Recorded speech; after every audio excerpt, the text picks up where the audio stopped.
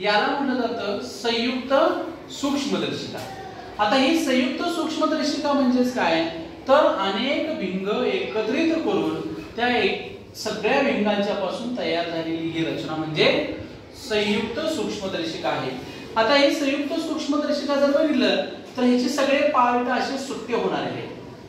हा पार्ट सुट्टा होतो, हा पार्ट सुट्टा होतो, प्रत्येक पार्ट सुट्टा होतो आणि याच्यापासून आपण सूक्ष्मादी सूक्ष्म म्हणजे आपल्याला साध्या डोळ्यांनी न दिसू शकणारे असे आदिजीव असतील, कवक असतील, यासारख्या सगळ्या रचना आपण याच्यातून याचा शोध कोणी लावला तर याचा शोध बाळांनो अँटोनो ल्युकेनहॉक यांनी जवळपास 1673 मध्ये या संयुक्त सूक्ष्मदर्शिकेचा शोध लावला आणि तेव्हापासून आपण सूक्ष्मादी सूक्ष्म ज्या काही रचना असतील त्या पाहण्यासाठी आपण याचा वापर करतो। ठीक आहे।